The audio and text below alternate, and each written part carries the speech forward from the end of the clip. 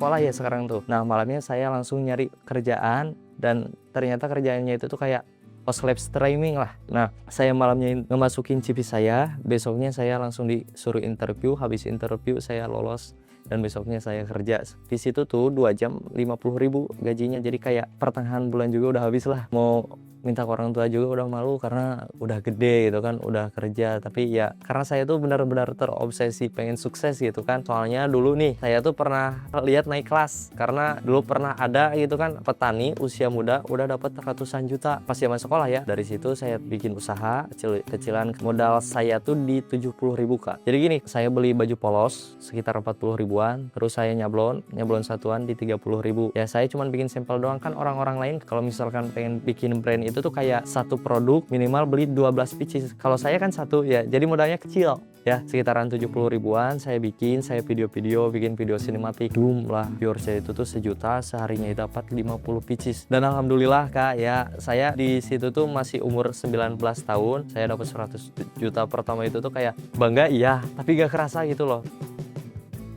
Perkenalkan, nama saya Ilham Nurrohman, asal saya dari Taraju, cuman sekarang saya tinggal di Kota Tasik. Umur saya sekarang ada di 20 tahun. Saya selaku owner dari Bridge. Untuk bisnisnya kita bergerak di bidang clothing brand dan kita juga ada di 3 model, ada di t-shirt, ada di hoodie, sama di polo shirt. Tentunya di 3 modelnya itu tuh berbeda-beda gambar. Kita tuh mementingkan luxury, graceful, dan elegan. Jadi orang-orang bisa menyesuaikan, mau check out yang mana seperti itu, Kak. Untuk background keluarga saya bisa disebutkan biasa aja. Ibu saya sebagai ibu rumah tangga, ayah kandung saya tuh udah meninggal. Saya kan udah lulus SMP. Dari situ tuh saya kan udah lihat orang tua saya kayak gimana orangnya gitu kan. Udah lihat kayak perihnya gimana. Mah udah deh, udah gak bakalan sekolah. Udah mau ngebantuin mama gitu kan. Serius itu udah, soalnya sayang banget deh, udah 3 tahun lagi lah. Udah deh, mending sekolah aja dulu. Cuman karena saya ngeyel gitu kan. Udah deh mas, udah mau nyobain dulu aja selama sebulan gitu kan. Udahlah kerja di situ tuh saya sebagai ngangkutin Indomie gitu, sembako lah di pasar kayak. Nah adalah sekitaran 3 hari. Ya karena mungkin saya capek gitu kan. Maaf kata saya tuh, yang mending sekolah aja dulu. Nah dari situ tuh saya tuh kayak sekolah harus bener-bener nih, saya udah ngerasa nih kayak kerja tuh emang capek gitu kan. Udahlah dari situ, iya tuh deh mending sekolah aja dulu kata mama saya tuh. Udahlah dari situ tuh saya ke sekolah SMK ya. SMK tuh kayak Bangor iya, selayaknya anak muda lah. Terus saya di SMK juga suka bolos, dan ya karena saya lihat latar belakang keluarga saya ya orang yang biasa aja, jadi saya tuh punya tekad, gak apa-apa lah pas sekolah saya nikmatin dulu masa muda saya, tapi pas udah lulus sekolah saya pengen bener-bener usaha. Tapi pas sekolah juga saya udah bikin usaha ya, kayak usaha sosis, terus usaha parfum gitu kan sama temen semua, terus tuh usaha trip dan usaha baju anak kecil. Tapi pas usaha baju anak kecil itu tuh pas saya udah kerja. Jadi gini Kak, sebelumnya itu saya lulus sekolah ya sekarang tuh. Nah malamnya saya langsung nyari kerjaan dan ternyata kerjaannya itu tuh kayak host live streaming lah. Nah, saya malamnya ngemasukin CV saya, besoknya saya langsung disuruh interview, habis interview saya lolos dan besoknya saya kerja seperti itu. Dan ya berjalannya waktu ya Kak, kayak saya tuh kan dari sini ke situ tuh sekitaran 40 menit Kak. Jadi kayak capek di jalan, kayak bensin juga udah habis gitu kan. Nah, di situ tuh 2 jam 50.000 gajinya Kakak. Jadi kayak pertengahan bulan juga udah habis lah. Mau minta ke orang tua juga udah malu karena udah gede gitu kan, udah kerja. Tapi ya mungkin orang tua masih ngertiin saya, jadi selalulah ada suka dikasih bekal sehari-hari meskipun saya udah kerja karena di pertengahan bulan udah habis. Nah berjalannya waktu, masa sih harus kayak gini aja gitu kan. Kebetulan teman saya tuh ngajak usaha baju anak kecil. Nah udahlah saya ayo gas karena saya tuh benar-benar terobsesi pengen sukses gitu kan. Kayak di jalan juga pas kerja lihat orang-orang, kok orang-orang bisa punya mobil, bisa punya rumah gede. Nah dari situ saya tuh kayak mikirnya, masa orang bisa, saya gak bisa. Orang juga pernah ada di titik terendah sama kayak saya gitu kan. Nah dari situ udahlah saya tuh bikin bisnis sama teman saya.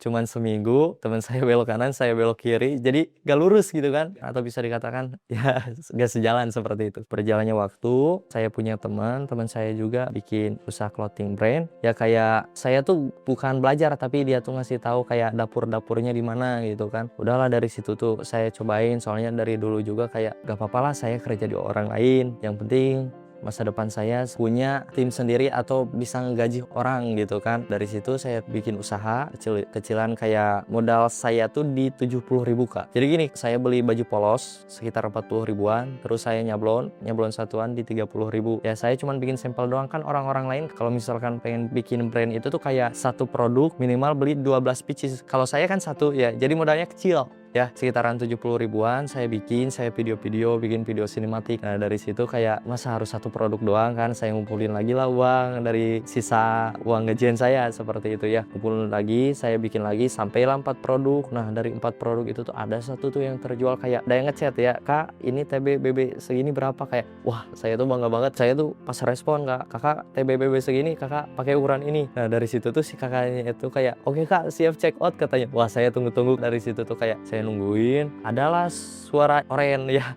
pling katanya gitu. Saya lihat lah, wah gak nyangka. Saya tuh minta berterima kasih lah pada teman saya ya, karena udah ngasih tahu vendor-vendornya di sini. Kalau bukan karena teman saya, mungkin saya gak bakalan seperti ini gitu kan. Ya saya juga gak bakalan lupa meskipun udah jarang kontekan. Dan dari situ tuh berjalannya waktu kok gak ada lagi yang check out. Itu tuh sekitaran 3 bulan. Saya tuh Kak pengen nyerah. Kenapa? Kayak rezeki saya tuh ada di sini bukannya. Kayak pengen nyerah banget. Untungnya ada cewek terdekat saya, orang tua saya, keluarga saya, mau nenek, mau adik, mau mama, teman-teman saya juga ya seperti itu support saya, kayak udah jalanin aja dulu katanya gitu. Soalnya sayang banget, kayak kamu udah tahu vendornya di mana, stikernya di mana, tukang kayunya di mana, jadi udah tinggal jalanin aja. Oke, kata saya tuh ya. Intinya saya di situ tuh nyerah buat istirahat, bukan nyerah buat berhenti. Berjalannya waktu, saya bikin video lah konsisten terus, tekun terus, boom lah. Viewer saya itu tuh 1 juta, seharinya dapat 50 pieces. Gelap banget guys ya yang warna hitamnya, dan untuk yang warna putih ini gak bakal Pas ada 50 pieces orderan itu tuh kayak gak ada modal Kak, gak ada modal sama sekali, karena kan dulunya saya tuh modal nekat sama modal 70 ribuan saja lah. Dari situ saya tuh minta pinjam ya ke mama saya, mau pinjam uang lah segini, ada gak? Duh deh gak ada mama katanya gitu. Ya saya juga tahu soalnya mama saya tuh kayak uang gajiannya juga dipakai buat bayar kontrakan, dikasih ke orang tuanya supaya ke adik saya atau ke saya, soalnya saya juga dikasih buat uang jajan. Dan dari situ tuh saya percaya, tapi saya tuh bilang yakinin mama kayak, mah ayo dong ini harapan udah satu-satunya. Mama juga kayak gak percaya Kak. Kenapa gak percaya? Kayak mama lihat saya tuh dulu di sekolah kayak bolos iya, pinter enggak, kayak gitu Kak. Ya jadi kayak ngeyakinin mama sendiri lah kalau kayak gitu mah ya, jadi percaya gak percaya gitu. Ya udah nih deh, cuman ini harus dibayar lagi ya, soalnya mama pinjam uangnya dari bos mama dan mama gak punya uang sama sekali, kata mama saya tuh gitu. Nah dari situ saya dipinjemin lah sama bosnya mama saya. Udahlah sama saya tuh di all-in ke modal yang uang 5 juta itu tuh. Nah kebetulan kan bulan puasa ya, ternyata pas hari H bulan puasanya itu tuh kayak langsung lah ada orderan gitu kan. Saya sendiri Kak kayak 20 pieces gitu kan, kayak besoknya itu tuh 30 pieces. Dari situ otomatis kan modalnya habis ya. Saya minjem lagi ke mama saya kayak, inilah saya kekurangan uang lagi buat modal, boleh gak tuh pinjem lagi. Aduh deh katanya, kayak kaget gitu loh. Coba mama lihat katanya itu berapa penjualannya sama uang yang di situ berapa. Diliatin lah, kayak mama saya tuh mikir-mikir lagi, atuh deh mama tuh gak punya uang katanya. Kayak mama tuh kayak takut lah anaknya malah boncos gitu kan. Soalnya sekarang tuh banyak anak-anak pergaulannya itu parah, kayak judi slot atau narkoba gitu kan. Nah mungkin takut dipakai gak benar sama mama saya tuh. Nah dari situ mama saya pinjam lagi ke bos mama saya ya. Saya juga ngeyakinin mama saya sesudah bulan puasa tuh harus udah dibayar lah gitu kan, kata mama saya tuh. Dan saya juga siap karena berjalannya waktu pas bulan puasa kayak semingguan tuh udah balik lagi modalnya itu pas pertengahan bulan puasa, tapi di al ini lagi diputer lagi gitu kan Kak. Nah udahlah, udah lebaran saya nunggu sekitaran semingguan kayak ya Allah mudah-mudahan ini gak boncos, mudah-mudahan ini tentunya cair gitu kan ya. Dari situ sekitar semingguan ada tuh 10 juta. Duh sok 5 juta lagi buat bayar hutang dah ke bos mama saya. Nah terus perjalannya waktu sekitaran 5 harian, wah ada nih 20 juta kata saya tuh. Kayak totalnya itu tuh untuk selama belum dikasih ke orang tua saya itu tuh sekitaran 35 juta Kak sebulan. Nah yang 15 jutanya tentunya dibayar ke bos mama saya, yang 20 juta saya bersih. Kayak nih mah lihat kata saya tuh, ini saya dapat omset segini di 20 jutaan. Mau saya tuh kayak hah, nyangka katanya mama juga pengen dapat 20 juta tuh harus banting tulang, soalnya kan mama saya tulang punggung keluarga seperti itu. Udahlah saya kasih dikit-dikit ke mama saya, jadi ngasih THR lah gitu. Apalagi nenek saya itu dikasih uang 100 juga udah nangis, mama saya dikasih semuanya saya kasih lah. Seperti itu, berjalannya waktu, kayak libur Idul Fitri itu kan, buka lagi toko saya. Nah, dari situ tuh saya kayak, "Aduh, masa saya harus sendiri mulu?" Mungkin bisa dikatakan lah, kalau semisal saya pengen maju, saya harus punya tim. Nah, dari situ kontak teman saya, soalnya teman saya nanyain kerjaan ke saya gitu kan, "Kamu ada kerjaan nggak? Sekarang mah kan lu punya usaha," katanya gitu. "Iya," kata saya tuh, "lagi butuh banget, sok sini Ki, kerja di saya sebagai tukang packing," kata saya tuh. "Jadi lu ngelis, kasih ke vendor, habis kasih ke vendor udah beres lipetin, habis itu packing, kirim," gitu. "Oh siap siap Pak, mau berapa?" "Sekian," kata saya tuh. Soalnya dia juga sambil nungguin daftar TNI, seperti itu.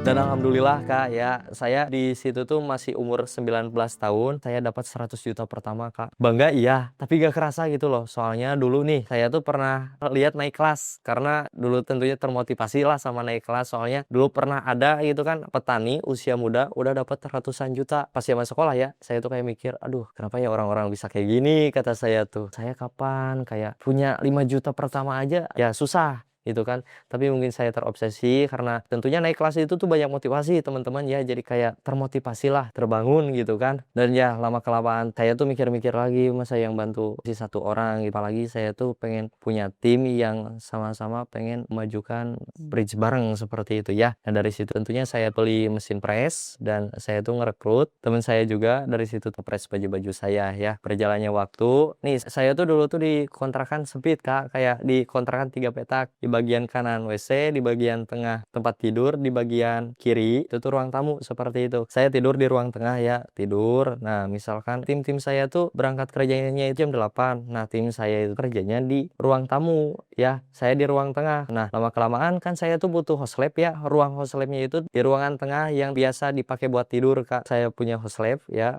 Nah, tentunya saya tidur di ruangan tengah. Nah, jam 8-an masuklah teman-teman pada kerja ya, tapi di ruang tamu, saya masih di ruang tengah. Saya bangun, adalah host lab gitu kan. Host labnya itu tuh otomatis di tengah ya. Saya bangun, ya saya rapih-rapihin. Jadi dulu tuh pas di kontrakan sih yang benar-benar sempit itu tuh saya udah punya 3 tim, yang satu host lab, yang satu packing, yang satu lagi yang ngepres. Mungkin dari situ tuh kayak udah punya 3 tim ya, karena kain udah di mana-mana gitu, udah acak-acakan gitu kan. Jadi situ tuh saya sewa tempat yang lebih gede. Yang jadi pelajaran buat saya itu tuh pas usaha bareng temen itu, yang ke satu tentunya pengalaman sih Kak, pengalaman nggak bisa bohong. Yang kedua tentunya dari gagal itu tuh adalah sebuah kunci dari kesuksesan. Yang ketiganya saya lebih berani buat usaha sendiri, dan tentunya saya juga di situ nyoba-coba usaha sendiri karena semuanya itu tuh saya usaha bareng sama temen Kak. Ya jadi kalau misalkan usaha sendiri itu tuh kayak kita mau nyerah, tentunya yang support diri kita sendiri atau orang terdekat, teman terdekat atau keluarga yang support. Jadi ya saya bisa kayak gini ya. Untuk pencapaian saya ya, saya udah upgrade HP saya pribadi, terus HP buat lab, terus tuh udah punya motor juga, dan udah punya tabungan sendiri, terus saya punya tim yang solid sih. Dan ya kedepannya saya tuh pengen beli rumah sih Kak. Kenapa pengen rumah dulu? Karena kalau misalkan punya rumah kita tuh udah nyaman lah, udah kayak lega lah. Kebanyakan kan anak-anak muda zaman sekarang tuh kayak didulinya itu tuh gengsi dulu kan, kayak mobil ini itu, tapi mohon maaf saya enggak. Dan ya alhamdulillahnya dulu tuh saya cuman ada 1 tim dan sekarang punya di 6 tim ya, yang 3 tenaga kerja, yang 3 lagi host lab, dan maaf 1 lagi itu sebagai model. Jadi ada 7 ya, 7 tim. Dan terus untuk pesanan saya sebulan itu tuh sekitaran di 3.000 pieces, yang dulunya susah payah merintis, dan alhamdulillahnya sekarang kayak berjalannya waktu makin sini makin bahagia. Untuk omsetnya ya alhamdulillah di ratusan juta per bulan ya, kayak masih gak nyangka gitu kan, yang dulunya perih banget hidup bisa kayak gini ya, meskipun belum punya apa-apa tapi udah bersyukur Kak. Ya tentunya buat teman-teman yang pengen produksi brand kayak saya, tentunya teman-teman jangan produksi massal dulu ya. Jadi teman-teman produksi satuan aja dulu. Takutnya kalau misalkan kalian produksi massal, contohnya aja gini, kalian bikin satu produk ataupun satu gambar tapi 12 pieces ya. Itu tuh tentunya modalnya itu tuh gede ya. Kalau saya itu tuh dari mulai satuan, jadi saya beli kaos polos di sekitaran 40.000, terus tuh saya press di 30.000. Jadi saya modal dulu 70.000 seperti itu. Intinya buat teman-teman jangan hanya FOMO lah, ataupun kayak kalian kalau malam lah nonton saya gitu kan, kayak aduh termotivasi saya besoknya mau bikin, jangan pas besoknya itu tuh malah mager gitu kan. Intinya kalian tuh harus tekun dan konsisten.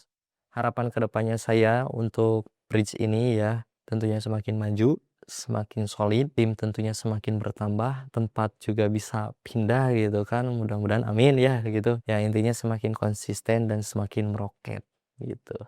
Intinya buat kalian yang pengen bikin usaha clothing brand atau apapun itu ya, mumpung kalian masih muda ya, berjalannya waktu kalian nikmatin setiap prosesnya atau apapun itu, karena kalian gak harus sukses di usia muda. Nih kalian bersungguh-sungguh di usia muda, tentunya insya Allah bakalan sukses di usia tua. Bersungguh-sungguhlah seperti apa yang dikatakan di dalam hadis, manjada wajada, barang siapa yang bersungguh-sungguh maka dapatlah ia. Dan tentunya kalau kalian bersungguh-sungguh terus gak sabar, harus ingat hadis ini, man sobaro piro, barang siapa yang bersabar maka dapatlah ia. Jadi buat kalian intinya satu sih dari saya ya, jangan bergaul dengan seekor ayam kalau kalian pengen terbang dengan seekor elang, seperti itu. Nama saya Ilham Nur Rahman, saya selaku owner dari Bridge. Ini Naik Kelas versi saya, temukan Naik Kelas versi kamu.